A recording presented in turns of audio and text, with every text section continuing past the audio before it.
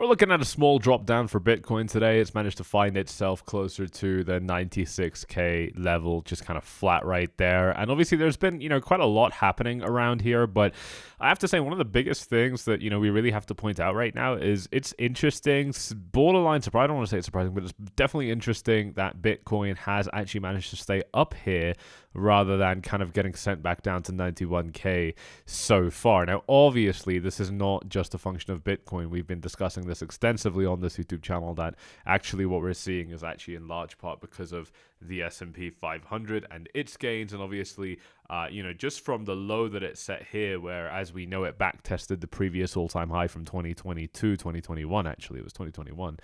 I don't know. It depends on how you measure this, actually. But definitely since a long time back. That's, by the way, if we're going back that far, that's, I mean, it's a big time gap to be retesting a previous all-time high. And since then, the S&P has just been looking incredibly strong here, after this very much kind of tariff-induced, drama sell-off here. And I think one of the big things that's interesting for the S&P 500 is, it kind of originally found just a tiny little bit of resistance right here in this range to about 5,600, but it really hasn't been much of a problem for the S&P 500 at all, and it's managed to kind of get itself a little bit higher for the end of this weekly trading session here. And it's worth noting, by the way, that, if we do take a look at this on the daily time frame for the S&P 500, this is a lot of kind of upward daily candles here. In fact, on a weekly time frame, I mean, it's been pretty much non-stop up with this little pullback here since the bottom was set at the beginning of April. So definitely a very strong month there, the month of April, for the stock markets and of course for Bitcoin as well. But I think what this indicates is, just a lot of kind of residual strength following through from that back test of the previous all-time high, and, a very confident rally to get ourselves back to the all-time high and then potentially above it, right? We don't know if that's going to happen. Of course, nothing is guaranteed, but of course, right now, the kind of market structure, the body language of the chart, as I like to put it, definitely looks to be telling me quite a clear story, I think, in that, the S&P 500 is ready to kind of set brand new all-time highs and continue doing its thing there. And I think, the kind of implication for that for Bitcoin is, broadly speaking, the same thing, right? Just kind of more up. And as we know, there's not a whole lot of resistance up over here, right? As you kind of clear zones around here where we get the big spikes in volume, you do tend to see a massive kind of tapering off in terms of kind of trading action up here. And that should make it quite easy to kind of slice through that trading range, just the same as this trading range right here. In fact, basically everything, as we can see, from kind of 88 to to kind of 95 here, has been a range of just, quite rapid price action, also in this case working out for us so far. But it's worth noting, obviously this is a big move up, and the S&P 500 hasn't actually produced any sort of pullback now for about 2 weeks, or 11-12% gains. There have been little pullbacks that have happened on intraday sessions, but nothing, particularly, I don't know, nothing that really stands out. And, that's definitely, not something that can continue going on forever. I mean, the S&P 500 can do it, right? Like sometimes you just really do just, rally up. And by the way, we never even back tested these levels since then, right? I mean, we did the whole thing over here, but from this point onwards, it was just a straight rally with no real back tests. So, the S&P 500 can definitely do that, but, it's still reasonable to expect, some sort of kind of pullback coming in here. And that's why I said that this is, somewhat unusual and, not surprising, but just definitely interesting that Bitcoin, has not yet seen a rejection. I don't think that was, something that many people were expecting to happen here. But what looks pretty clear to me is that we originally got the rejection right here, and then we just kind of consolidated at the top of the range, and now we're consolidating inside of the range, which is definitely something that we've done before. So it's actually not particularly out of character for this range. You just have to zoom in a little bit more, and you'll see that this is actually just totally normal for Bitcoin to be doing in this range. We kind of did something somewhat similar over here, where we managed to get up into the range, and then we did our thing a little bit, but it did end up taking us up to all-time highs. So look, there's a lot of different ways that this can end up happening here, but right now what I can say, just from everything I'm seeing so far, is that this looks like a pretty damn healthy and clean chart, right? Like nothing particularly kind of untoward going on here. If we take a look at some of our kind of key indicators that, I like to look at, the hourly Ichimoku cloud is now offering support to Bitcoin. So, definitely some potential for kind of weekend mayhem. That's quite normal at this point. And, we're a lot of the way through Saturday so far. And we haven't really seen anything. So, it could be that that's going to continue to kind of develop in the downside direction. I don't know, across Sunday, and then print some kind of CME gap. Maybe Bitcoin's here by the time it opens, and so we kind of have to, close this gap here. I know that markets right now kind of love narratives like that, especially crypto, obviously. So, that could be an interesting one. Here on the 4-hour time frame, we haven't even met support yet on the 4 hours. You can just see how strong this trend has been, but also, the really good news of just how completely fine we are if Bitcoin does end up kind of pulling back. This represents the bottom of the support range being at about $90,500, which lines up pretty much exactly with my green box that I already had drawn out. So no surprises there whatsoever, indicating that, Bitcoin could have some pretty nice support if it does end up getting a pullback. Perhaps that happens next week, right? Perhaps the kind of nice streak for the S&P 500 starts to kind of come to at least some sort of temporary close, and that can definitely kind of lead Bitcoin down to price levels like that. Here on the 4-hour time frame, pretty much the same thing. I mean, good support here, same as, kind of what the hourly Ichimoku is showing. Obviously, they tend to kind of fire off at the same time, showing the same things, but some kind of indications of momentum continuing here. And on the daily, I think this is what's really interesting, is we haven't actually quite met this daily momentum yet. So lots and lots of good, healthy reasons for the market to pull back into this range. That's kind of one of the things I keep on coming back to.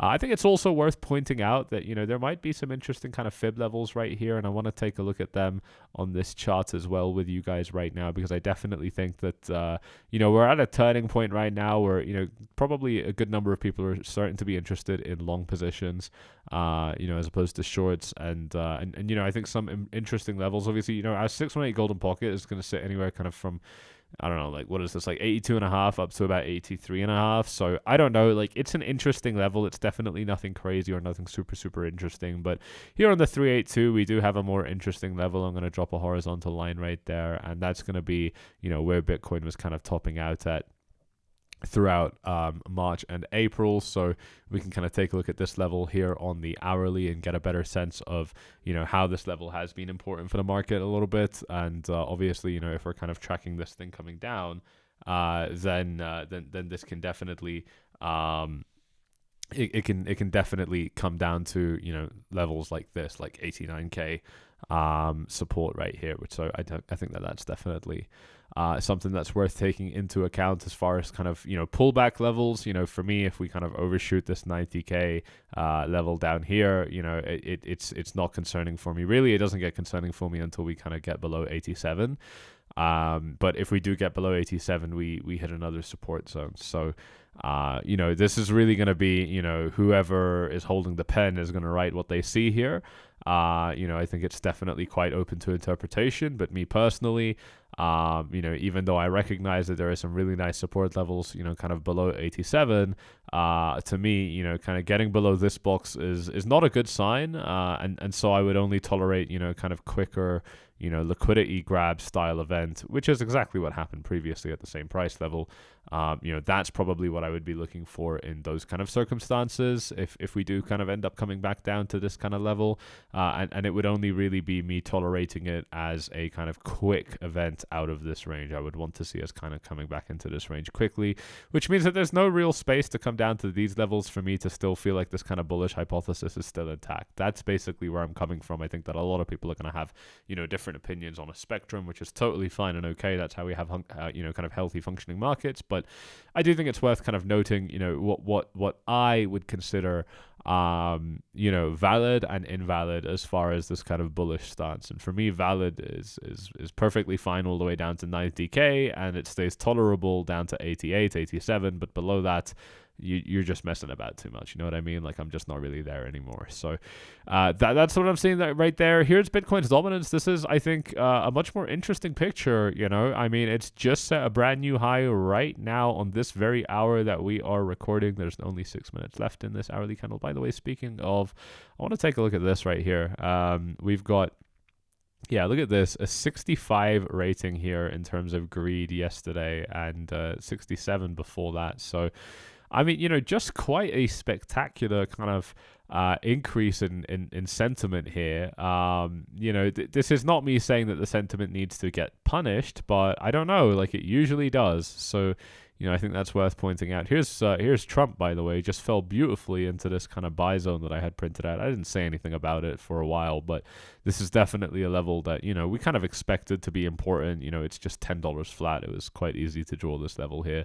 And Trump has fallen into here. But let's just, kind of keep it locked to Bitcoin's dominance for a second and just appreciate, what we're seeing here. I don't know. This is one of the charts that I think people are most in disbelief about. And it might be because, you're probably so heavily invested against what this chart shows, right? And that would be a very uncomfortable kind of, idea to digest. But, we just, what we're trying to do here on this YouTube channel is just kind of stay grounded with the facts. I understand that sometimes these facts are so fucking painful and annoying to face that, we just don't really want to do it. But, if you took that approach, then it's actually quite a common mistake that people make, that kind of approach of the market is wrong and I am more right than the market, and I just have to convince the market that I'm right, or the market just has to come around to believing me, or like some variation of I don't know. It's honestly like if this was in a kind of like more social political context, we would literally call it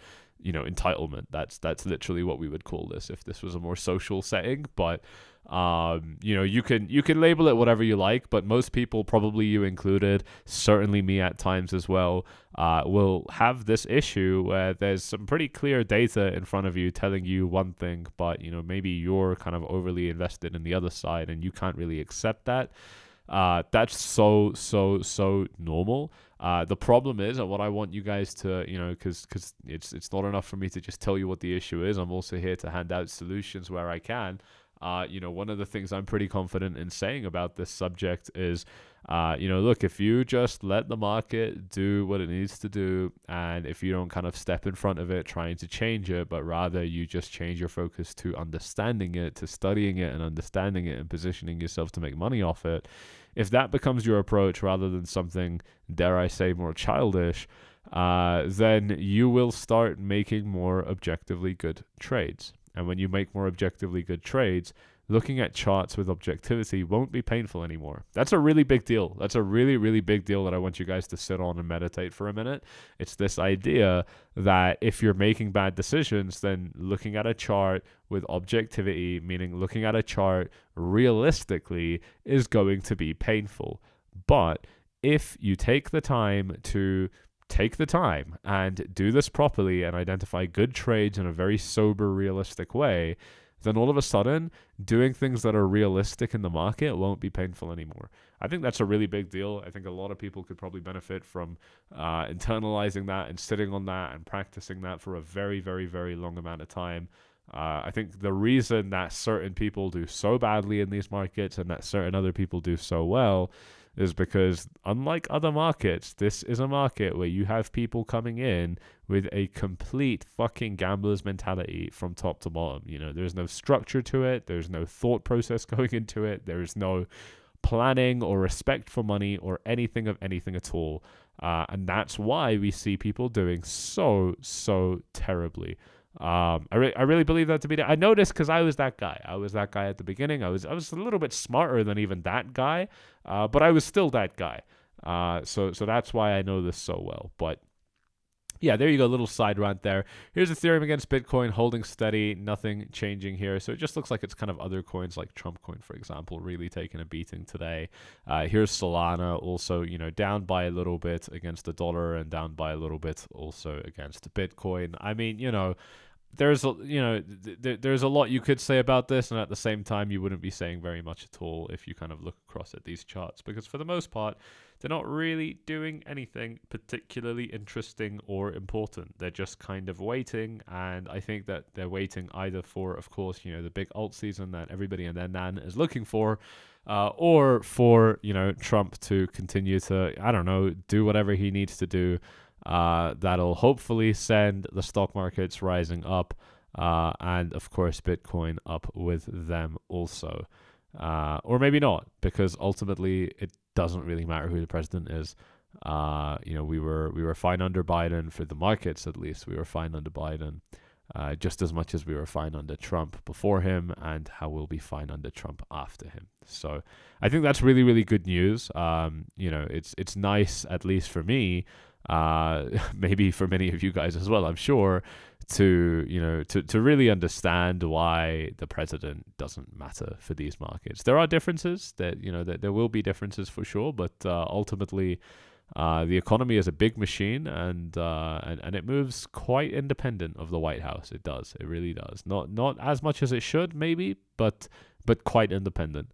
And if there's a kind of a predefined direction that it was headed in, then it's still headed in that direction now. That's what I firmly believe. And by the way, that direction is probably just the direction of innovation and science and technology. But anyway, we're really getting off topic there. If you have enjoyed this one, you know what to do. Smash up those likes, subscribe, tick the bell, do all that good stuff. You've got Bybit linked down below with, obviously, just one of the best platforms in the game here, and tens of thousands of free capital that they're going to give you when you start trading using the link down below. And OKX is a brilliant choice as well. Also, pretty much just as trusted as Bybit. I don't think they've ever been hacked, so that's pretty cool. And obviously, a super robust exchange. I don't know how else to call it. They're just, these are the two kind of titans of the industry as far, and Binance, of course, but I don't really like Binance.